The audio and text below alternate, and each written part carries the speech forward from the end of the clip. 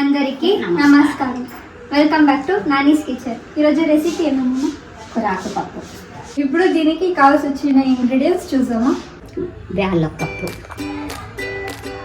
పచ్చిమిరకాయలు 1 కప్పు, టమాటాలు 1 కప్పు, ఎర్రగడ్డలు 1 కప్పు, 5-6 తెల్లవాయలు, కరివేపాకు 4 రెక్కలు, పాలాకు 1 కప్పు, మెంతాకు 1/2 కప్పు, కప్పు నూనె, ఆవాలు, జీలకర్ర 4 ఒట్టిమిరపకాయలు, చింతపండు నిమ్మకాయ అంత, జీలకర్ర 1 స్పూను పసుపు.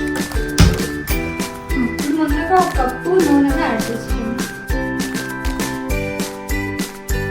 వేడైంది, ఆవాలు వేసుకున్నాం.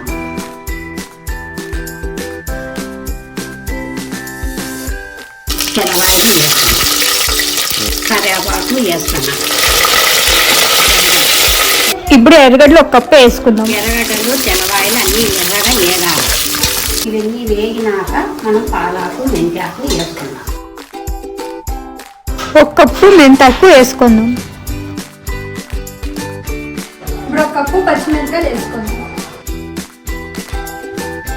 ఇట్లా 1 కప్పు టమాటా వేసుకుందాం. పాలాకు, మెంతాకు, టమాటా, పచ్చిమిరపకాయలు బాగా వేగాలి. వేగిన తర్వాత బ్యాళ్ళు వేయాలి. ఈ నీళ్ళు ఎగిరిపోయినాక బ్యాళ్ళు వేసి బాగా వేయించిన తర్వాత పసుపు, చింతపండు వేసి కుక్కర్ మూత పెట్టాలి. నూనె ఎంత పైకి తేలింది, బ్యాళ్ళు వేసి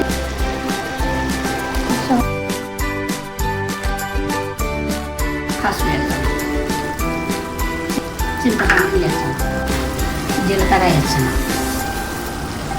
బాగా వేగినాక 2 గ్లాసులు నీళ్లు పోసి తగినంత ఉప్పు, 2 కప్పులు నీళ్ళు,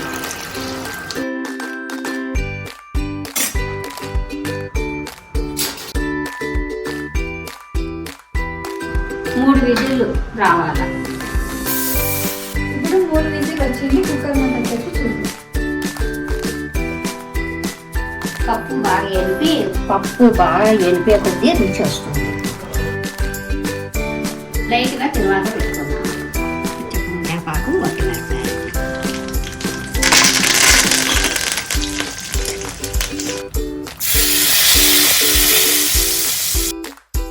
ఇప్పుడు పాలక్ పప్పు రెడీ అయింది. దీన్ని టేస్ట్ చూసి ఎలా ఉందని చెప్తాం. చాలా బాగా వచ్చింది అమ్మమ్మ. ఇది ముద్దలకు కానీ రొట్టెలకు బాగుంటుంది. వేడి వేడి అన్నంలో నెయ్యి వేసుకొని కలుపుకొని తింటే అల్టిమేట్గా ఉంటుంది. మీకు ఈ వీడియో నచ్చినట్లయితే like, share and subscribe to Nani's kitchen.